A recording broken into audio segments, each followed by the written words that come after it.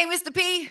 Hey, hello, Lady Jade. How are you today? Good, how are you? And I just say hello first, Mr. Demetrius Washington. Thankful to you and your staff, whoever made the decision to bring me forward. And I'm humbled here today because I'm probably the oldest guy in the room. And I say I'm the dinosaur. And anytime I have young people that want to come out and listen to me, I just take it as an honor. So thank you very much for taking time out of your schedule and coming today. So, Mr. Parrish, there were so many other accolades that I didn't read off. And I don't think I've ever asked you this. So I know I'm surprising you today, right? We're switching it up a little bit. But are you proud of yourself? Are you proud of all of your accomplishments that you've, you know, you've encountered thus far, all of the wins? Okay, first, I did thank you for coming. I thank Mr. Washington. I thank Lady Jade because she began interviewing me, I think about 2 years ago. And so now I don't give speeches. I like the interviews and the questions because that really brings out, sometimes I say, hey, I really know a lot more than I know that I know. And so I like her questions, and hopefully we have some from the stage. First, I learned don't believe the hype. So in McDonald land, I was working with a marketing committee in Oak Brook, and they brought in ESPN when it was at its heyday around 2000. And one of the things they said was, don't believe the hype. So one, when I hear the accolades, and of course I know the building blocks of why or what I did, but I don't sit back and say I'm proud, but I do feel satisfied. Luke 12:48, to whom much is given, much is required. And I try to give short answers so we could get a lot of questions. But Luke 12:48, to whom much is given, much is required. So I feel this inner satisfaction. Nice. The reason why I asked that question is as some people in here have already pursued their entrepreneurial journey in producing profit, but some may be just getting started. We always hear this thing like, you don't stop, don't stop and celebrate the wins. You have to keep going. There's more work to be done. So what does that balance look like? Should they be celebrating their wins and accomplishments, or should they, okay, that was part of the plan, let's keep it going? Okay, I wanted to ask this question. So I think this audience, most of you have been in business for 2 years or more. Can you raise your hand if you've been in business 2 years or more? Okay, you should be proud of yourself because the stats are somewhere between half and 2/3 of small businesses fail in the first year. And then in the next 5 years, another half fail. So first, you'd be very, very proud. Now, I did want to ask you, it may be too intrusive, how many is that your sole income? Because there's nothing wrong with, hey, I do this on the side. So, hey, my hat's off to you. You should be very, very proud. You should be very proud. I'm going to go back to, on that question on like celebrating your wins. John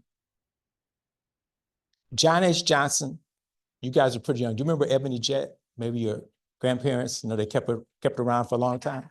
And so John H. Johnson, at one time, he was the richest Black man in the world.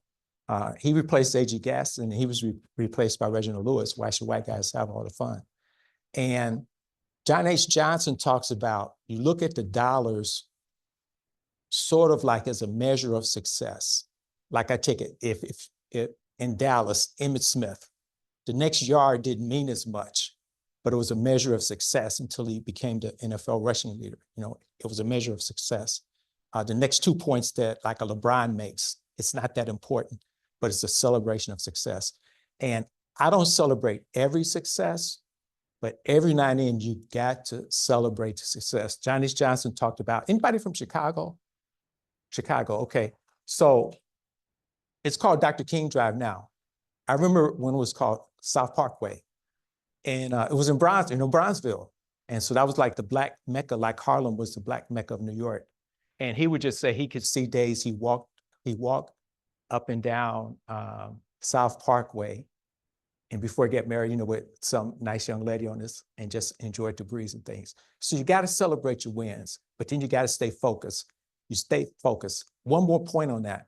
So anybody know about 4 Oak Cliff? 4 Oak Cliff?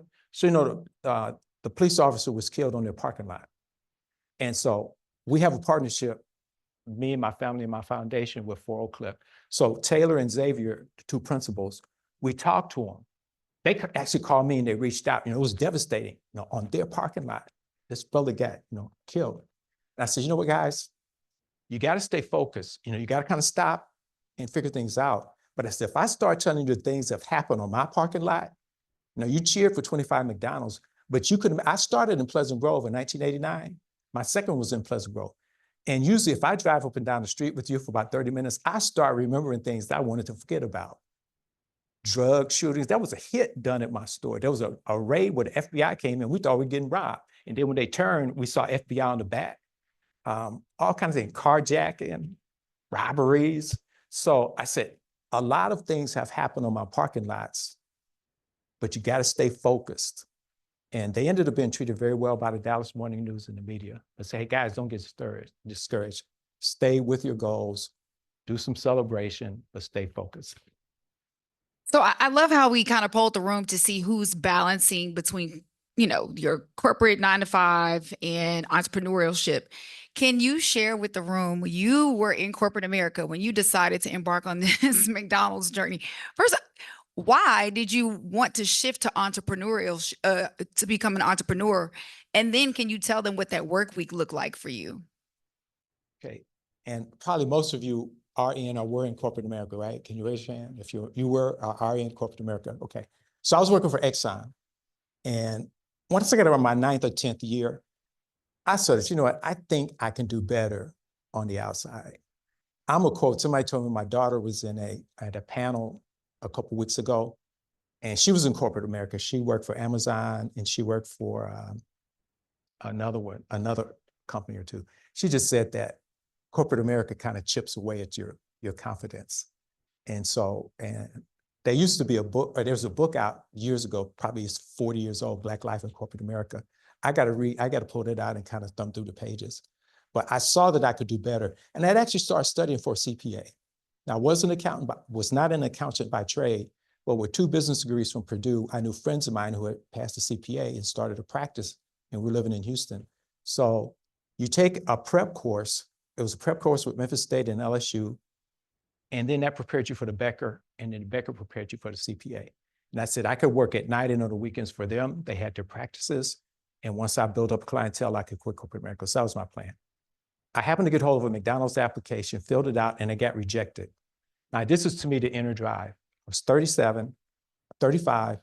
I didn't know anyone in McDonald's, but I called them Monday, Wednesday, and Friday at 10 o'clock. Ruth Anderson was the name on the letter. I have it framed in my office, my reject letter, to ask her why I was rejected. And when she finally came to the phone, I didn't know I was about to give the best elevator speech in my life. First, I asked her, why my education. At that time, I didn't realize every CEO for McDonald's at that time did not have even a bachelor's degree. Wow. Second, I said, getting minority programs. She says, no. So then I started talking about service station. So Exxon, you know, I crunched numbers, but I also had to work the driveway. Anybody from Memphis? So Third and Mallory, I forget the owner's name. I had to work the driveway there. And then I ran a station in Lehigh, Arkansas. If you go out, I guess it's at 20 and past the dog track, Lehigh, Arkansas, no stoplights, 1 stop sign. Then I ran 15 service stations in Jackson, Mississippi. But I started talking about what I learned with that customer interaction.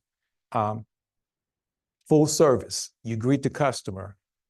You see what kind of grade of gas they want. You try to get them to pop the hood. You clean the windows all the way around the car. You know, you had 6 steps. And so that resonated with her. And what she told me was, and I'm about to wrap it up, you're not in the program, but it took 9 months to get in the program. And then when I got in the program, I had to work 2 years free, not minimum wage, 2 years free. So I worked 50 hours for Exxon, 10 hours was commuting, and 25 hours free to learn their systems and their culture. And after 2 years, we said no to Tulsa, no to Houston, and we came to Dallas. And I'm gonna tell you, Dallas has been one of the best things that ever happened to me. So I got used to, if you add it up, an 85-hour work week, because you probably know about that. You've been in business 2 years, depending on what kind of business you have. So I got used to 85-hour work week. Sometimes you get there at 5 to open at 6, then you might have to close at midnight and leave at 1 a.m. But that blue collar work ethic. And I'm glad that 35-year-old guy decided to challenge corporate America. I don't know about free 25 hours a week for 2 years, y'all. I'm gonna be honest. Anybody in here willing to do that? I mean, I don't know, but that's some dedication right there, and clearly is definitely paid off. So I want to talk about. Let's get into lean financial times in business. Anybody in here experience any lean financial times in business? Okay. Have you ever experienced that? And then how do you handle those lean times, Ms. Parrish? Okay, first I want to tell you, people may not know it, but McDonald's do fail. Owner operators do fail. But what happens is the company will send in employees who will work for McDonald's the next day and the restaurant never closes. Okay, second point, if you're in business, learn to live beneath your means. Learn to live beneath your means. That's good. All right. I try to explain and I've had some difficult times. It's been very successful. We were going into the airport. And so we knew for a year ahead of time, we were going to get 2 locations in the airport. This was 96. 95, we were prepping. We opened in 96. And I'm still in the airport, Terminal A. And I had hired enough people to stock 2 restaurants. So I had 2 restaurants on the outside, but I had 50 employees for each restaurant that was going into McDonald's, in the airport. But I had 2 restaurants paying for 4 restaurants of labor because they wanted to make sure we trained everybody right. And so you may not be old enough, but around that time, there was a pilot strike threatened. And Bill Clinton, when the pilot strike happened, he nullified the strike so that the US could continue. He was president. That goes way back. Bill Clinton was president. But what was happening to me, my cash was getting lower because I had 2 restaurants paying for 4, labor for 4 restaurants. And what happened is people started flying a lot less that last 2 months. And so that took a toll just on the airport. So I remember I would handwrite my checks for the bills, and I had my hierarchy, who I paid on time, paid McDonald's on time, paid the employees on time, paid the food on time. Utilities kind of slow up a little bit, uniforms slow up a little bit, landscaping. And so I had 2 stacks. Those checks that went out, like the wife, she know how to lay them out. Those checks went out that day, and I had this other stack where I'll come with about 7 to 10 days. So, and I never had taken much out of the business, but that's how I did. I did slow down on vendors to stay. So I'm just saying, Hermes Ertegun, otherwise known as Nipsey Hussle, it's a marathon. It's not a sprint. It's a marathon. It's not a sprint. Hope I get some applause. I just won't quote Martin Luther King. I got some Jay-Z and some Nipsey Hussle. I try to stay relevant. You know what I mean? I try to stay relevant. What did you listen to in the car on the way here, Mr. Parrish? The Story of OJ. Okay. That one. Yeah. Jay-Z. Yeah. Hey, that's a principle in there. Living rich and dying broke. So you understand the difference between rich and wealthy. You're in business to be wealthy, which is a whole different parameter than rich. Rich is a superficial clothes, cars, credit cards, things like that. Whereas the wealth, you're trying to build generational wealth. And so that got me. What I got from Nipsey, one of the main things I got from him was understand economic engine. I was talking to a gentleman on the way over. We talked about the Cowboys, where the owner is a great owner, one of the best businessmen probably in the US. But the general manager, and if you don't know, that's the same guy. That's where it's lacking. That's where it's lacking. So I wore a Lynn Barney. Anybody from Detroit? I wore a Lynn Barney jersey, Detroit Lions jersey. Lynn Barney, brother Kappa, Hall of Famer. I wore Lynn Barney. And when we played at Philadelphia, I'm gonna wear a Michael Vick. So that's my silent protest. Okay. I love that. So it's funny you even bring up Jerry Jones in his operation. As entrepreneurs, let's talk about operational excellence. What does that look like? Okay, so from 2 things helped me grow in McDonald Lane: operational and financial. So I'm gonna go to operational. Even though I know about taking care of the customer, I always felt I was trying to find key people. And so one of the questions that I received was, you're looking at scaling. So if you're retail, you might have one location, you're looking at two to four. Like, when did you scale? And so to me, one of my integral parts is really those two. How does it look financially, and the people part of it? And so I was always looking for like a key right-hand person. It took me 11 years to find my first real key financial person.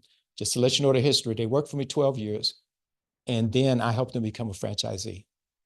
I gave them a big fat check when they left so that they could get a McDonald's restaurant. They got up to 6 and then they retired. But I was always looking at an organization of people. And so the first employee I hired, who's a Skyline grad and the Texas A&M Commerce, she still works for me. She's out of the store. She runs my office because of my trust of her. She knows the operations, but I can trust her. And financially, you got to make sure, and if you have an accountant or somebody that crunches numbers for you, can we afford this? Like, if it's retail, okay, is there rent at this next location? Do I have the people, a person to staff it? Because one thing I didn't realize when I went from one to two, it was kind of scary, was I was my own general manager at the first restaurant. So when I got two, I realized I need to pick a general manager for the current restaurant, for the new restaurant, but also for the current one, because I need to be the supervisor. Now, the one thing I liked about it was I took my name off the schedule. And so that was great. They had responsibilities, but I still have responsibilities.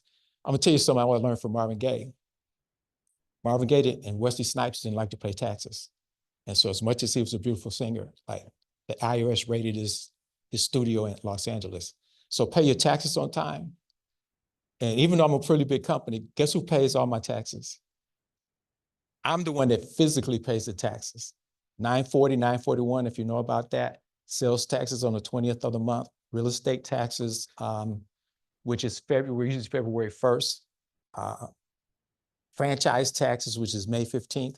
So my accountant will tell me the number I pay, but the actual person who goes online and pays it, as much as my first employee who's worked for me 35 years, I still pay my taxes. I'm not saying that's the way to go, but if you read about why do businesses fail, a lot of them fail, like, that first, and you guys have passed that, your past 2 years, is they don't pay their taxes on time. The number one tax they don't pay is the employee taxes. So got a few nuggets in there, Okay, so I do kind of want to dive a little bit further into the scaling, because you talked about hiring other personnel. Now, I think a lot of times, especially as an entrepreneur, one of the most difficult things is allowing somebody else to be a part of your baby. Like, this is your dream, right? Do you guys find that it's hard? What do they say? Good help is hard to find, right? So how do you find personnel that will take care of your vision the way that you do? What does that look like? Okay. I'm gonna start with two quotes that are 100 years apart. So do you guys know who A-Rod is? Used to be the boyfriend of J-Lo, Alex Rodriguez, baseball, right? Okay. Now, when you start referring to A-Rod, not as a legendary baseball player, but the boyfriend, that's hilarious. Okay, and then Teddy Roosevelt, the first Roosevelt to become president. So both of them made these quotes, and I'm gonna paraphrase it, and they were 100 years apart. They said, find your people, train and develop your people. And I add in that, make sure they know your culture, and get the hell out of the way and let them run the business. But to me, also reward them. All right. Some folks have left me, and some folks, when we end it, they will be millionaires when they leave. Okay. We've done hiring inside, and we've brought people from the outside. Most of the time, people from the inside have been more successful. One of the things, you can observe them, their weaknesses, their strength. They know your system, because even though McDonald's is a system, there's a Parrish system of things we try to do. We try to emulate Sewell. I don't know if anybody ever goes into a Sewell auto dealership.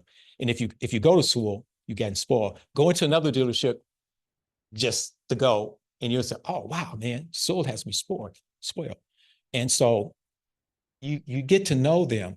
And again, their pluses, their minuses, their work ethic, maybe even their family. And so we've been successful with that. Now, my first right-hand person, and his name was Victor Martinez, we bought 4 restaurants, and he was part of the deal. So I got to observe him for a couple months, and I saw that he was just head and shoulders above my other supervisors. So I talked to him about becoming my director of operations. And so in McDonald land, you have the owner, and if you have enough restaurants, you have a director, and then they supervise the supervisors. Each supervisor has 4 to 6 restaurants. So that was a hierarchy, but it took me 11 years to get the person who I felt was my true right-hand person. So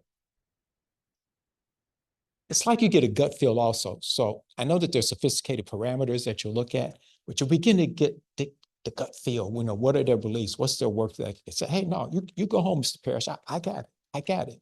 Let us show you we got it. And then you have to make that decision. But now it took me 11 years, but I went through 11 people to get to him also. So I would assign people to role, but then when they didn't fit, I had to move on. All right. But that key person and then the financials, make sure you're financially strong. Hopefully you'll have a CPA that can look at it and say, hey, yeah, I think you can do this. But remember, if you're living beneath your means, you should be building up some cash on the side.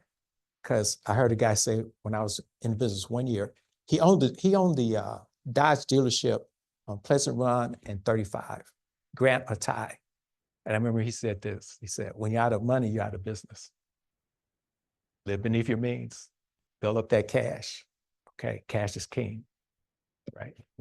Is there such thing as growing too quickly? Yeah, we see that a lot in McDonald land. You know, I feel great. We own 25 restaurants, but I grew like 1. I got my second restaurant 2 years later, my third restaurant 2 years later. I grew very slowly. I've seen people that the company, when McDonald's was trying to be equal and bring a lot of African-Americans in, you know, a person would come in and get 5 or 10 restaurants. And usually within 2 years, they were done. Our person would have 2 restaurants and all of a sudden they get to move somewhere and get 15. And they didn't have the infrastructure, the people. You know, they went in with other people. People might quit on them because they don't know you. And so I always just say, be cautious. I've actually, if I count, I probably turned down 8 or 10 restaurants in my lifetime. For me, it wasn't about growing. My goal was just 3 to 5 restaurants. I felt I could send the kids to school and pay the mortgage with 3 to 5 restaurants. Anything beyond it has been like my wildest dreams. So make sure you do your due diligence to grow. And I want you to grow. I want you to grow. So let's talk about leadership. Because when you're bringing personnel in, when you're hiring people, they got to kind of buy into your vision. And they also have to kind of treat your vision as if it were their own in a sense. So how do you lead and that influence the people that you're bringing in? All right. Probably 2 points. One, it might have been 10 years ago, McDonald's, you know, they have these consultants that come out. Mostly they inspect you. And so we're having a session one day where I had general managers come over from different restaurants, from the back of a restaurant. And he asked a question similar about leadership. What do you think of the organization? Things like that. And basically, what do you think of Roland Parrish? And so, you know, in my mind, I'm thinking, hope somebody says, oh, you know, he's this shrewd businessman. He's this great businessman. First person talks. It says, it's like family. Second person, it's like family. Third person, no, he's dependable. If he says he's going to do it, he does it. And he's going to take care of us. It's like he's family. So I started realizing the reason people I felt were working hard for me was because they felt like I was family. I would take care of them. You know, I've had employees where, gosh, you hate to have, I had 1 3-year stretch where, and these were low managers, you know, store manager, first, second, assistant. These were like swings, but they had been with me like 10, 15 years. They would have a child to get killed. Now, one on these little scooters, and he was riding through the neighborhood, didn't have that tall flag. And you know what? I bring a check in cash and give them like $3,000 or $4,000 to take care of their child. You know, one lady just started crying and fell on my shoulders. During COVID, I remember we took out hero pay, and I did $1,000 for every year that you work for me. Wow. And my team told me the days they felt I could go out during COVID. You know, it was probably after we had got into about 8 months of COVID, you know, began to figure it out because, you know, we didn't know it first. And we were what? Necessary retail or something. So we had to stay open. But I remember I brought them checks, and it was under the radar. They didn't have to pay tax on it because it was from my pocket. $1,000. You work for me 10 years? No, it was $100. I'm sorry, $100 a year. So if you work 10 years, you get $1,000. But they just appreciated that. They appreciated that. So I think family. The other thing was blue collar work ethic.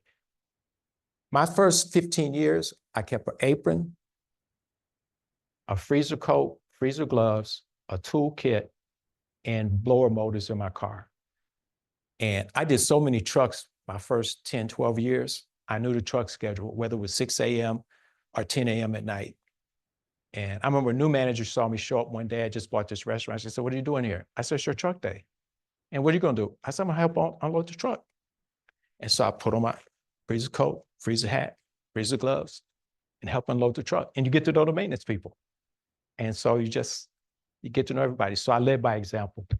I love that because let me tell you, as I've shifted into an entrepreneurial journey, I think the biggest misconception is that you become an entrepreneur so that you work less. I am tired of working. So let me own my own business so I can pick my own business hours. I'm like, that is the biggest lie ever told. Yeah. Definitely. Okay, so there's a formula that you shared. It's like a math problem Oh, yeah. about leadership, that trust times respect equals influence. Yeah. I got that from a McDonald's class, an early class. And I have a leadership slide. I didn't know I would have brought some slides, but trust times respect equals influence. And that's, if anybody says, "What's your leadership principle?" So if my employees trust me and my employees respect me, I can influence them to do things when I'm not there. You imagine I'm the general manager of my first restaurant. I didn't take a vacation for a year. I remember the first time I wasn't in that store for 24 hours, meaning like a whole 24 hours went by and I didn't go to the store. It was probably like 6 months in. I was like there every day, every day. And then finally I saw people that would trust me. But I mean, I could trust them with my restaurant, but it was because they trusted me and influenced me. So I'm gonna tell you, if you have employees, they are looking at you.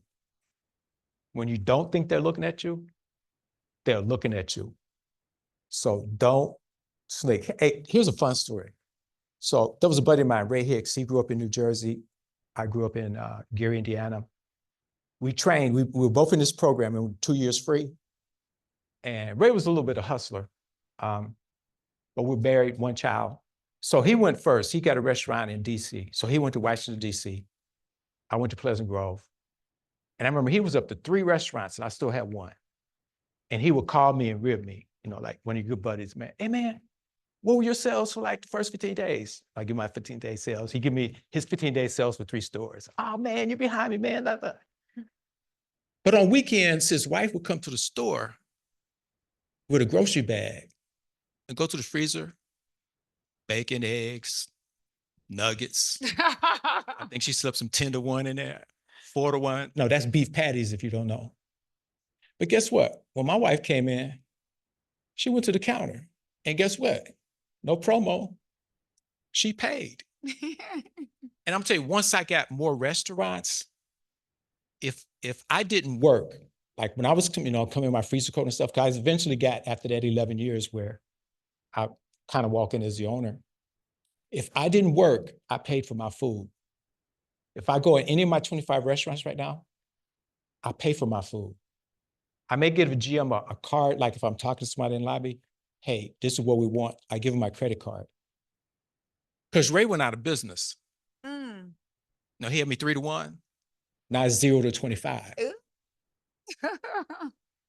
Because if his family is going to eat free, guess what?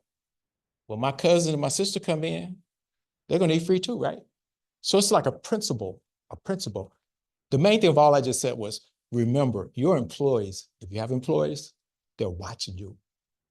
And I even have to watch everything I say. In fact, if I go in, I don't even like to talk to a GM one-on-one. I like for the supervisor to be with me. Because I could say something and they take it, that's the new law. Then they got one restaurant doing something and 24 doing something else. But your employees are watching you. Your employees are watching you, okay? You cast a shadow. Financial excellence, y'all. No hookups. Okay. What's the point of owning a business if you can't hook it up? Just joking. But you're right. I love those stats. Those are really good stats. 0-to-25 now. All right. So we're going to take some questions in just a second. And then, because I think we have just a little while longer. And so you'll be able to ask pretty much all your questions. Yeah, I'm gonna say Brother Benjamin took a lot of time. Where's he? I just met him. He's a great guy. Ms. Parrish, I want to talk about with your success, you're extremely intentional about circulating the Black dollar. Can we talk about that? Okay. There's a book called Our Black Year by Maggie Anderson. I don't know if you ever read it, but the most profound statement in that book is in the preface. And she talks about economic leakage. Economic leakage is, and I may have the numbers off a little bit, but directionally they're correct. So in the Anglo community, if you take $100 and spend it retail in the Anglo community, it'll churn in that community something like 17 days. If you go to the Jewish community and you spend $100 in that Jewish community, it will stay in that community for 20 days before it exits. The Asian community is something like 30 days. Like what, Vietnamese, and like you have those sections. So that $100 that goes in that community, 30 days. So in the Black community, 6 hours and it's gone. So when I read that book, I became more intentional about hiring Black vendors. And I have a slide that shows like, some of them security, pest control, advertising the Black newspapers, other things, public relations, is try to, where I can spend in the Black community. The other thing is I know that my Black vendors don't have the capital that my other vendors have. So I make sure I pay them early and as quickly as I can. The work I've let, I can't even think of what's some of these national pest services. I've replaced them with Orkin. Slowly replacing Orkin with a gentleman out of Dallas, he and his wife. Believe it or not, I was at Williams Chicken. Mr. Hiawatha Williams had me like in a session like this, and they were in the back trying to drum up business, gave me that card. So they're replacing Orchid. And you know what? I make sure that check goes out quick because they need it. And you know what? They do a good job. So it's not the quality of the work, but I just know, hey, if you're a Black vendor, you probably are undercapitalized. And so I try to do that intentionally. But Maggie Anderson, what she did was she woke up one morning in Chicago, and I think some of you folks might be from Chicago. She was trying to find a Black-owned grocery store in Chicago. And it took her a year. But that's what the whole book is about. But to me, the key part is that preface, the preface. 15, 17, 20, 30 hours, days, 6 hours for Blacks if you spend it in our community. Y'all know the rapper Killer Mike? Did y'all see the special he did on Netflix? It was pretty much kind of like that. If you haven't seen it, Mr. Parrish, you got to go watch it. Okay. Killer Mike basically was trying for a certain amount of time to shop all Black, and it was nearly impossible for him to find Black vendors. So if you haven't seen that, make sure you go check that out. Okay, so there's a couple of stories that are my favorite story, and then we're going to take our question next. In business, I've decided to do this question instead of the boot story today, but in business, integrity is very important.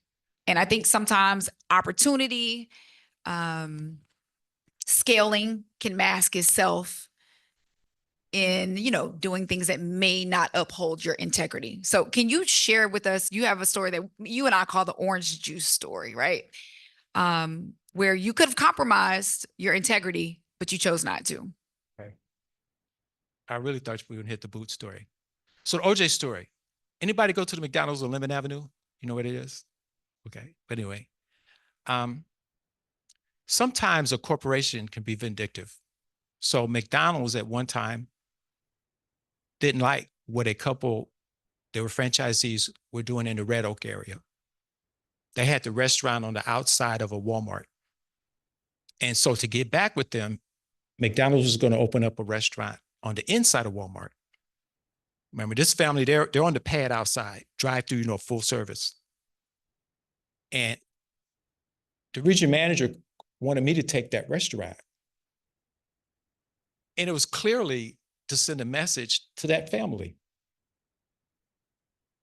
I don't care what color they were, they happened to be Anglo, but I saw them as my friends and my counterparts. So we were having an advertising meeting like about a month later after I turned the restaurant down, at Moroccan Associates, which is real close to that Lemon Avenue. And it's like, call me up, hey, Ro, region manager, regional vice president. I want to meet you over at the Lemon Avenue McDonald's before the advertising meeting. So I said, okay, yes, sir, I'll be over. So as I sat there, and I didn't realize what the meeting was for, he said, well, Ro, and he was drinking orange juice. Since you didn't take that Red Oak restaurant, and he took a sip, you're not going to get the restaurant that I'm going to build on I-20 in Hampton. Another sip. You're also not going to build a restaurant that we're going to build in DeSoto on Hampton. A sip. And he named about 2 more restaurants. Every time he took a sip, he named a restaurant that had not been built. They're built now. And I wasn't going to get them. And I don't know how I felt that day, but it's kind of like you said, do I take pride, like when you name all the stuff I did? I know I walked out satisfied because if it took me to take that restaurant in Red Oak and be against that family, to me, it wasn't worth those 4. It just wasn't worth those 4. Wow. Now, part 2 of the story was 4 years later, he called me in, paying for Jackie Robinson, 42. And I remember he said, it was 3 of us African-Americans winning. We have an organization, National McDonald's Owners. And so we came in to talk about an issue, and when it was time to go, he said, Ro, I need you to wait. Okay. You know, in my mind, I was like, he's going to take some more stores. But he told me, he said, you know, Roland, I want to grow. I want to grow with you. 34 years later, he said, I want to make you a big franchisee.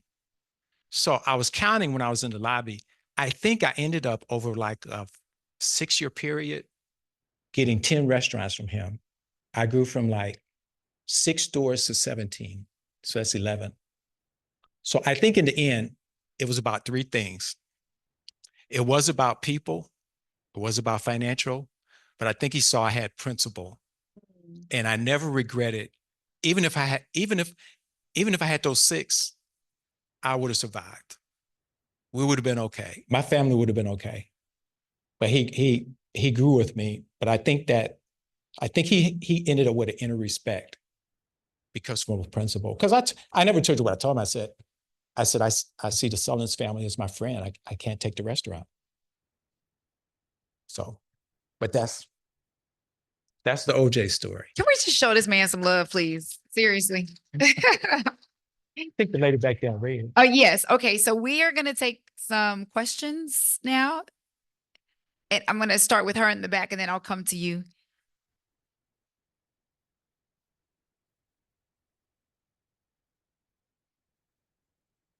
Yeah, and we've had various discounts over the years. If you ask me today what the discount is, you know, something like that, just kind of like, I'll ask my director, hey, what's the program right now? And, but basically, we've gone for is free food. You usually have to work 4 hours and you got free food.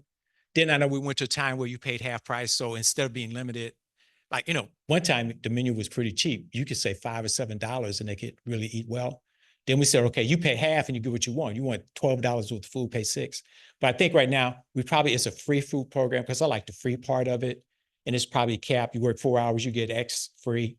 If you go 8 and then you work some overtime, you get it free again. Now we do inhibit them making their own food because you know that double cheeseburger turned into a triple cheeseburger. But no, yeah, we do. It is free food. I like if ever I can be and like on healthcare insurance, I pay more than my part.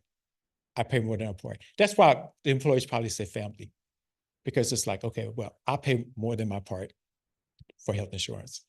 You're welcome. That's good. I think it's, okay. Yes, sir. Okay. My name is Jeremy Harden, who articulates value, and I'm a huge fan of Nipsey too. Okay. So, Is that a book? Yeah. Okay, because I read The Marathon. You said 3 magic words? Okay. Okay. So my question for you, I actually worked at a McDonald's and a Walmart. Oh, you did? In Dallas? Which part? Grenada? Okay. All right.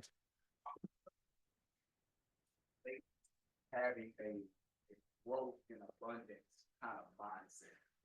Like, have you always had that, or was there a moment where that sort of turned for you and you kind of track these different, things in your life in terms of going from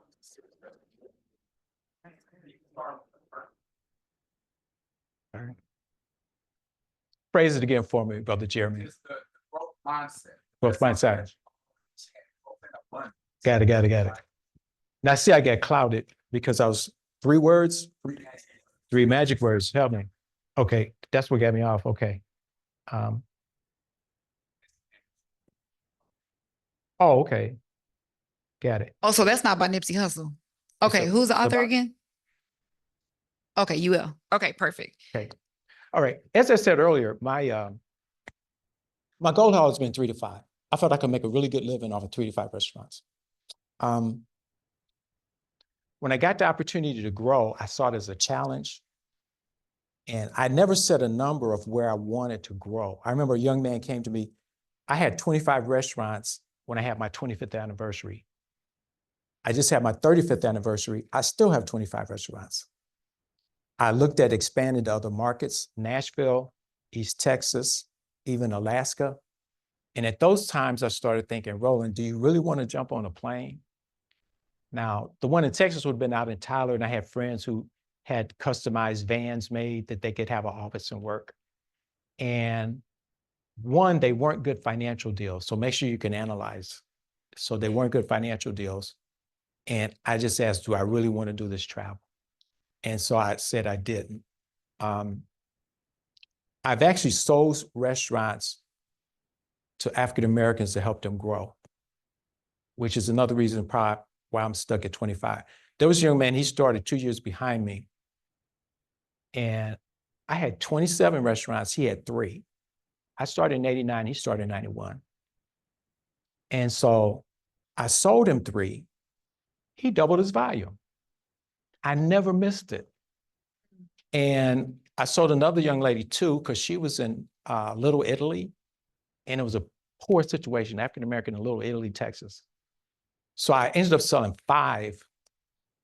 And out of the clear blue sky, 9 months later, a guy comes up to me and wants to sell me.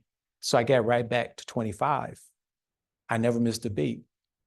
But this young lady went from 1 to 2, she doubled her volume. This young man went from 3 to 6, he doubled his volume. And so I got more satisfaction out of helping people than growing restaurants. And sort of like tithing, I know Brother Benjamin talked about philanthropy. I think he talked about tithing too. It's kind of like I gave, I didn't expect these to come, and they came. So that doesn't answer the question. If kind of have your vision, mine was 3 to 5, I grew beyond that. 25 is not a number I just want to stop at, but I was like, can you handle it? The financials and the people part of it. How much money do you need? And make sure you get these other parameters you're looking at. But if you're going to go, you got to have the people in the financials. You got to have the people in the financials. Okay. Hopefully that helped you, Brother Jeremy. All right. Okay. Sorry, I fumbled on that. I was thinking I was trying to do 2 things at once, and I'm a little older now. Yeah. Okay. Yes, ma'am. And then we get you. Am I taking your job? No, this is you go for it. No, So I don't. you choose. I don't even like choosing because then it's like I left somebody else. So I'm gonna put the pressure on you. No. I'm gonna get my job back. You got it. Yes, ma'am. I'm the owner of Class 101, which is a franchise. Okay. So I have a location here, one in Atlanta. Okay. I'm thinking about opening up my 3rd one. Yeah, but the issue that I'm having now is work-life balance. So how do you handle that as you were scaling, managing your time, and just having time with your kids, your family, and scaling? Okay. One of the things, make sure you know the California law, because sometimes it's not friendly to franchising. Okay, so make sure you got that. Yeah. Okay, so family balance. And one of my children is here. So my son was 10 years old when I started that. Remember that 85-hour work week? And he would tell you in his words something like, Dad, we used to have a good time from age 1 to 10. Then he said, you disappeared. Because a lot of my time was working on Saturday. My daughter was born when we opened the restaurant here. So that's all she knows. And so Dad was gone a lot. So we didn't have a quality relationship, but I felt, no, we didn't have a quantity relationship, but a quality relationship. Like I always say, my children graduated from college with no debt. I always said they didn't have a car note, but my son told me he did have a car note one time, maybe twice. As they've gotten older, I don't know if forgiveness is the word, but I think we're working on a pretty good relationship now. But I probably didn't do the greatest job of home life balance. But again, I think my children came out pretty good. And if forgiveness is the word, I think they did that. Now, there's some things that they saw. They've been to Olympic Games. We've been to a couple of different countries. Like, I don't travel a lot overseas. So, but there were some sacrifices. There were some sacrifices, okay? And if I could give a shout out, so, because, ratings is everything. So my son is sitting back there. He just started with Channel 11. Now, he's been around the block. He's been with ESPN. So, Ro, could you stand up? So he's on in the morning. He does sports, armchair quarterback. If you could tune in, 6 a.m. in the morning, and we hope to have him do some more. Were you going to say something? Okay. Which part? If my children forgave me? The question was about quality of life. And I said that when you were 10, you said I disappeared because I started training. Yeah.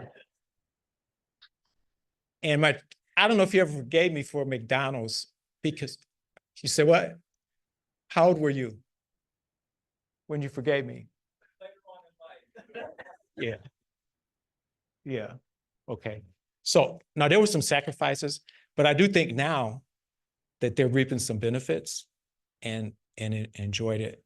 And when I say balance, it probably be maybe 20% more. I should have 20% more. But the things you learn, like in McDonald Land, like if you get your kids in the car and your family and you're going on a little trip, you don't stop by your restaurant.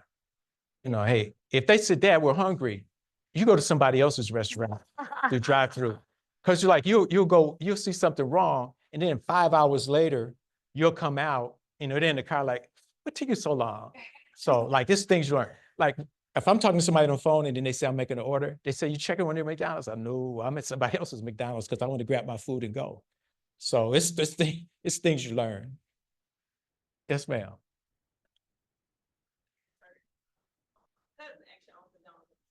Okay. I know Johnny Hurt. Right. He used to be an accountant, right? Wasn't he an accountant with the company? Not sure? Okay. Okay.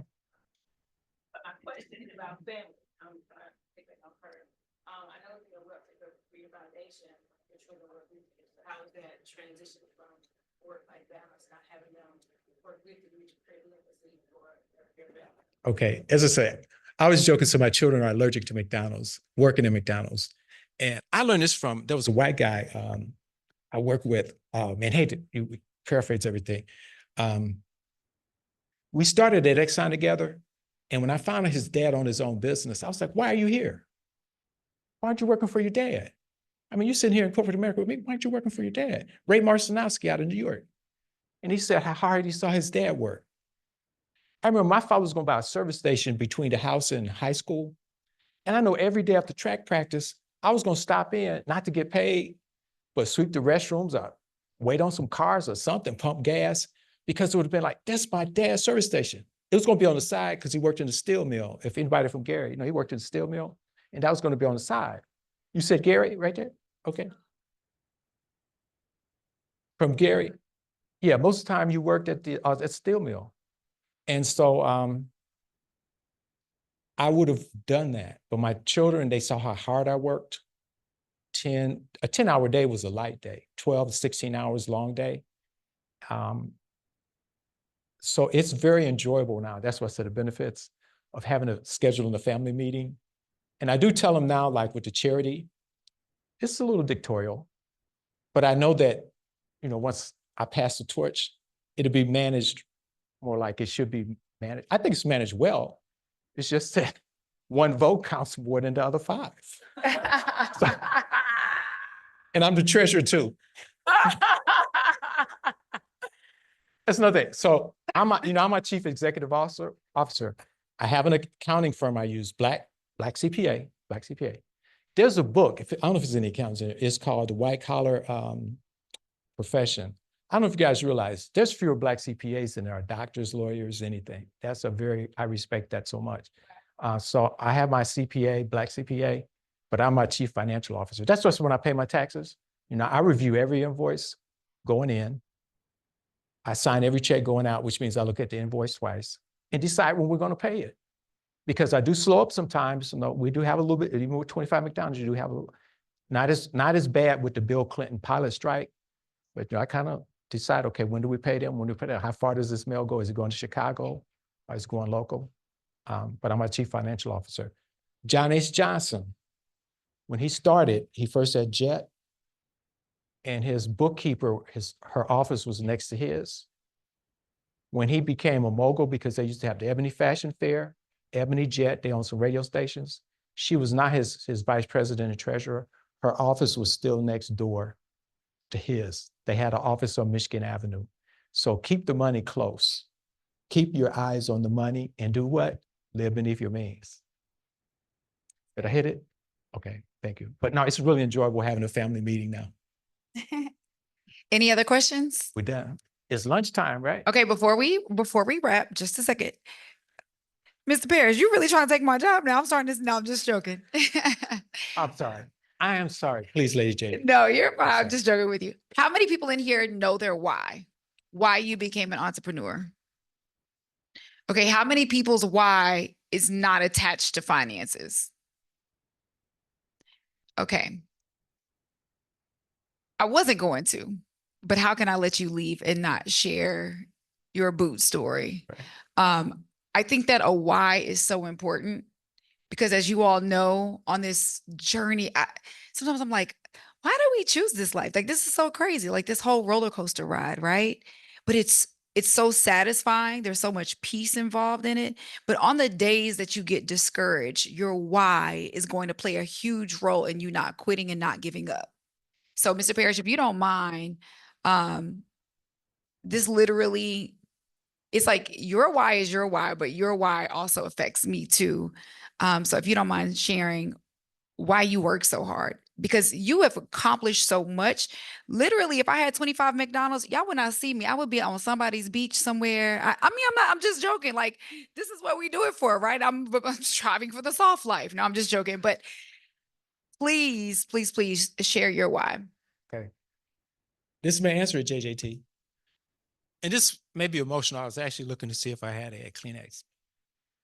So I grew up in a home, mother, father, my brother and I. So I'm skipping my dad to tell you a story about my grandfather. But I grew up in a home, my father, he was there.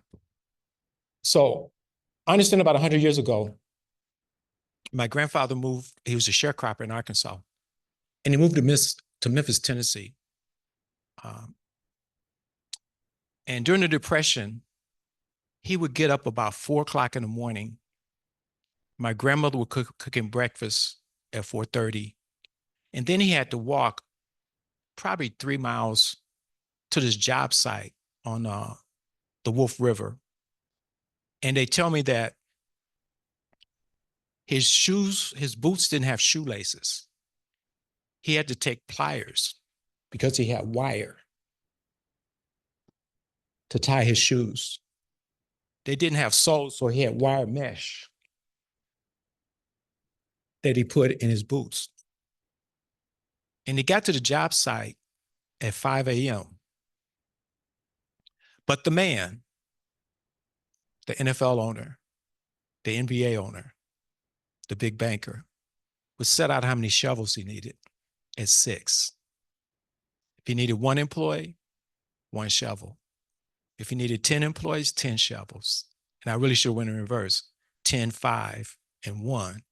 But my grandfather would get there at 6 a.m., at 5 a.m., and wait an hour to make sure he was first in line. So if the man only set out 1 shovel, he had to work that day. Now, eventually, the power of reading, he ordered books and taught himself how to be a carpenter. And eventually he had a crew. And there's a subdivision in Memphis on the north side off of Chelsea, called Hyde Park, that he built a bunch of homes. And I eventually got a copy of a business card he actually made 90 years ago. And so I made a bunch of them to give to first cousins. But when I think about it, he left being a sharecropper. And if he could do that and didn't hardly have shoes, he had to use wire. It's like, hey, more power to you, granddad. I owe it to you. I stand on your shoulders. So I got through it without crying, but that's the boot story. So I say, learn some kind of family story that you could think about when the day gets long and hard. And you can say, hey, I'm doing this for my mother, my father, my grandfather, my auntie. In my case, hey, I think about my grandfather. It's like, hey, I think he would be so proud of me. So proud of me. So that may be the why. That may be the why. Thank you for listening to that story. Y'all give it up for Mr. Roland G. Parrish, everybody. Thank you so much. Thank you, Lady Jade. Thank you, thank you, thank you.